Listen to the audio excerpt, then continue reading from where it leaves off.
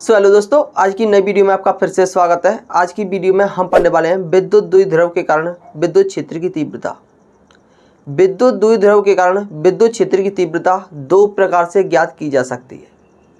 Number 1 अक्षीय स्थिति में और नंबर 2 निरक्षीय स्थिति में। तो सबसे पहले हम अक्षीय स्थिति में ज्ञात करेंगे। तो यहाँ पर हेडिंग बनाएंगे विद्युत द्विध्रुव के कारण अक्षीय स्थिति पर विद्युत क्षेत्र की तीव्रता। तो आइए देखते हैं किस प्रकार ज्ञात करेंगे। यहाँ पर मान लेंगे, माना हमारे पास दो बिंदु हैं, एक बिंदु ए है और एक बिंदु बी है। इन दोनों बिंदुओं पर क्रमशः -q और +q आवेश स्थित है। अगर इनके बीच की दूरी की बात करें तो द्विध्रुव के बीच की दूरी कितनी होती है? 2l होती है, जैसा कि हमने पिछली वीडियो में पढ़ा है। क्लियर है? दो ध्रुवों के बीच की दूरी कितनी होती है? 2l होती है। यहाँ पर मान लेंगे, माना इसका मध्य बिंदु O है। कितना है? इसका मध्य बिंदु O है। तो A से O तक के बीच की दूरी कितनी होगी? l होगी। और O से B तक की दूरी कितनी होगी? l होगी। तभी तो l + l 2l होगा। हमें यहाँ पर अक्षीय स्थिति पर विद्युत क्षेत्र की तीव्रता ज्ञात करनी है। तो यहाँ पर अगर हम अक्ष को थोड़ा सा आगे की ओर बढ़ा दें तो थोड़ी सी दूरी पर एक बिंदु P प्राप्त होता है। ये बिंदु मध्य बिंदु O से R दूरी पर स्थित है।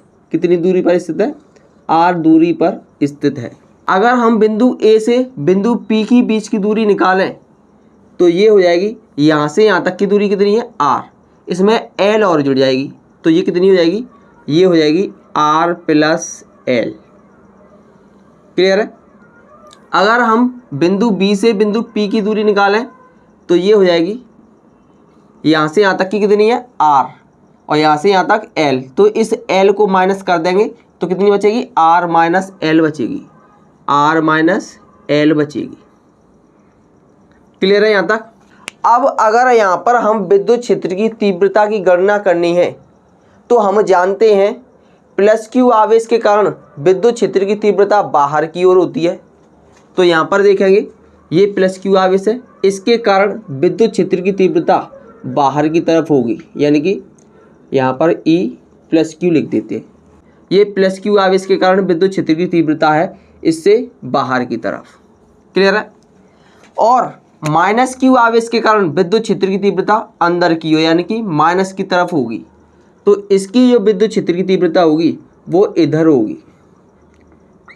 तो यहाँ पर लिखेंगे E - q। क्लियर है? अब इसकी विद्युत क्षेत्र की तीव्रता हम ज्ञात कर सकते हैं। अब इसके बारे में हम लिखेंगे, माना दो बिंदु हैं A और B जो एक दूसरे से 2l दूरी पर स्थित है। इन पर क्रमशः -q और +q आवेश स्थित है। इसका मध्य बिंदु O है। मध्य बिंदु O से R दूरी पर कोई बिंदु P है जहां हमें विद्युत क्षेत्र की तीव्रता की गणना करनी है। क्लियर है?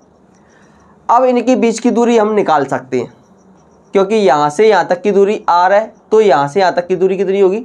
L को माइनस कर देंगे और यहाँ पर L को जोड़ देंगे तो यहाँ तक की दूरी आ जाएगी। क्लियर है? तो सबसे पहले हम जानते हैं कि विद्युत क्षेत्र का फॉर्मूला क्या होता है। विद्युत क्षेत्र की तीव्रता का फॉर्मूला होता है E = 1/4πε0 Q/R²। ये होता है विद्युत क्षेत्र की तीव्रता का फॉर्मूला। क्लियर है? तो यहाँ पर सबसे पहले हम -q आवेश के कारण बिंदु P पर विद्युत क्षेत्र की तीव्रता निकालेंगे। तो लिखेंगे -q आवेश के कारण बिंदु P पर विद्युत क्षेत्र की तीव्रता।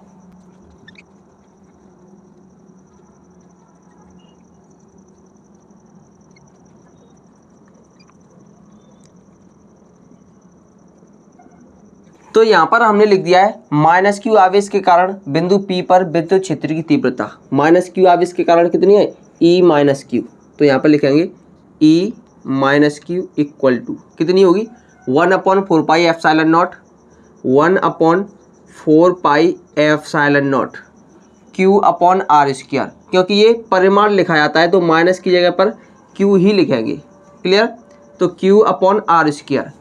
आर क्या है, बीच की दूरी, यहाँ से यहाँ तक की बीच की दूरी कितनी है, ये है, यानी कि आर प्लस एल। तो लिखेंगे आर प्लस एल, क्योंकि इसका स्क्वायर है बीच की दूरी का, तो यहाँ पर स्क्वायर लगा देंगे। ये हो जाएगा समीकरण नंबर फर्स्ट। अब हम निकालेंगे प्लस क्यू आवेश के कारण बिंदु P पर विद्युत क्षेत्र की तीव्रता। तो लिखेंगे प्लस क्यू आवेश के कारण बिंदु P पर विद्युत क्षेत्र की तीव्रता।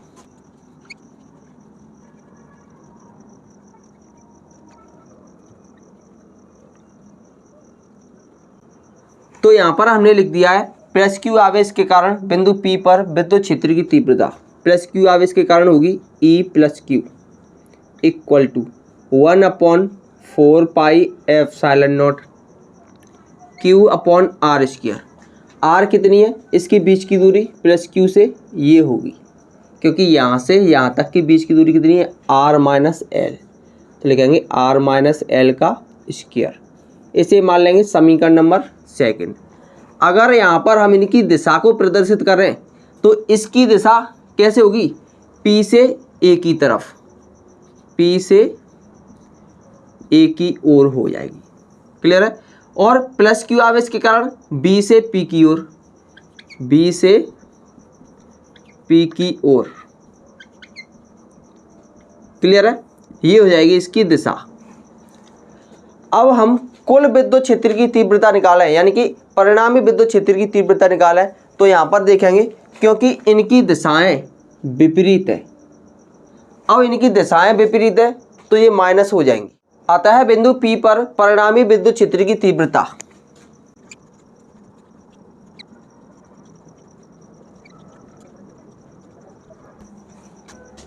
तो यहाँ पर हमने लिख दिया है अतः बिंदु P पर परिणामी विद्युत क्षेत्र की तीव्रता E बराबर, परिणामी विद्युत क्षेत्र की तीव्रता मतलब कुल विद्युत क्षेत्र की तीव्रता। यहाँ पर कुल विद्युत क्षेत्र की तीव्रता कितनी होगी, यहाँ पर देखेंगे प्लस क्यू के कारण इसकी दिशा इधर है, माइनस क्यू के कारण इसकी दिशा इधर है। क्योंकि दोनों की दिशाएं विपरीत है तो इनकी दिशाएं विपरीत होने के कारण ये माइनस हो जाएंगी। यहाँ पर देखेंगे प्लस क्यू के कारण विद्युत क्षेत्र की तीव्रता अधिक होगी, क्योंकि यहाँ से यहाँ तक की दूरी कम है और यहाँ से यहाँ तक की दूरी अधिक है, तो विद्युत क्षेत्र की तीव्रता कैसी होगी, कम होगी, क्योंकि इसके बीच की दूरी अधिक है। तो यहाँ पर E बराबर हो जाएगा E plus Q minus E minus Q. Clear है। अब इनके मान रखेंगे तो ये हो जाएगा E बराबर E प्लस क्यू का मान रखेंगे यहाँ से 1/4 pi epsilon naught Q upon R minus L का whole square minus E minus Q का मान रखेंगे हम यहाँ से, तो ये हो जाएगा 1/4 pi epsilon naught Q upon R plus L का होल स्क्वायर। क्लियर। यहाँ से हम 1/4 पाई एप्सिलॉन नॉट और Q को कॉमन ले लेंगे, तो ये हो जाएगा E बराबर 1/4 pi epsilon not into Q। इसको हम कॉमन ले लेंगे तो अंदर बचेगा 1/R माइनस L का whole square minus 1/R plus L का होल स्क्वायर। क्लियर है। इसका क्रॉस मल्टीप्लाई कर देंगे तो ये हो जाएगा Q/4 पाई एप्सिलॉन नॉट। अगर हम इसका इसमें मल्टीप्लाई करें तो ये हो जाएगा R प्लस L का whole square minus R minus L का whole square upon R minus L का होल स्क्वायर और R प्लस L का होल स्क्वायर, क्योंकि इसका इसमें मल्टीप्लाई कर दिया, इसका इसमें मल्टीप्लाई कर दिया और हर का हर में मल्टीप्लाई कर दिया। अब इसको खोल देंगे तो ये हो जाएगा Q/4 pi epsilon not Q/4 pi epsilon not.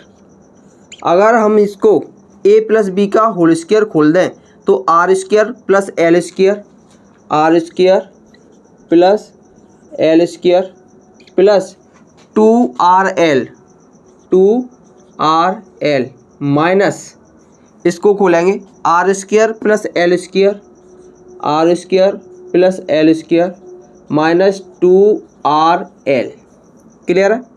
Upon इसको हम लिख सकते हैं R प्लस L और R माइनस L, क्योंकि दोनों का स्क्वायर है तो इसके ऊपर सभी का होल स्क्वायर कर देंगे। क्लियर है। तो ये हो जाएगा Q upon 4 pi epsilon not R square plus L square plus 2RL, और यहाँ से इस माइनस चिन्ह का अंदर मल्टीप्लाई करेंगे तो सभी चिन्ह चेंज हो जाएंगे, यानी कि जो प्लस का है वो माइनस का हो जाएगा, जो माइनस का है वो प्लस का हो जाएगा। तो ये हो जाएगा minus R square minus L square plus 2RL upon, यहाँ पर देखेंगे एक में प्लस है और एक में माइनस है, तो ये A square minus B square का फॉर्मूला बन रहा है। तो इसको हम लिख सकते हैं R square minus L square का होल स्क्वायर। क्लियर है। अगर हम इसको कैंसिल करें तो R स्क्वायर प्लस का है R स्क्वायर माइनस का है कैंसिल हो जाएगा, L स्क्वायर प्लस का है L स्क्वायर माइनस का है ये भी कैंसिल हो जाएगा। तो हमारे पास क्या बचेगा, हमारे पास बचेगा Q upon 4 pi epsilon naught, Q upon 4 pi epsilon naught 2RL और 2RL कितने हो जाएंगे 4RL upon R square minus L square का whole square, R square minus L square का होल स्क्वायर, ये बचेगा। क्लियर है। इसको हम लिख सकते हैं 1 upon 4 pi epsilon not into Q into 4RL को क्या लिख सकते हैं, 4RL को लिख सकते हैं 2L इंटू 2R अपॉन, चूँकि हम जानते हैं ये जो L है ये L क्या है, इसके बीच की दूरी यानी कि अल्पांश दूरी है, बहुत ही छोटी दूरी है इस R की अपेक्षा। तो यहाँ पर हम लिखेंगे चूँकि R बहुत बड़ा है L से, R बहुत बड़ा है L से, तो इसको हम नगण्य मान लेंगे। तो यहाँ पर क्या बचेगा, R स्क्वायर का स्क्वायर बचेगा, तो लिखेंगे R स्क्वायर का स्क्वायर।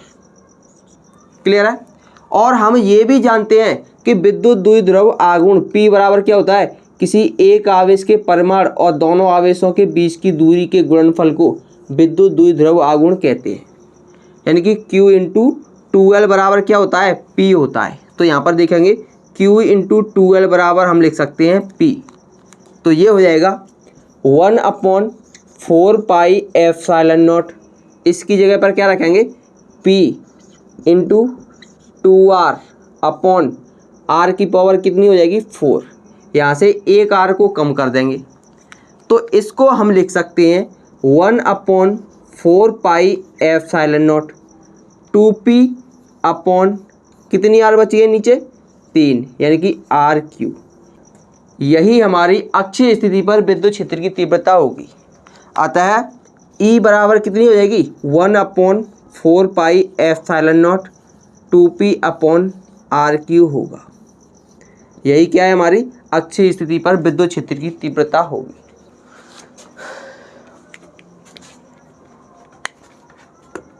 ओपन।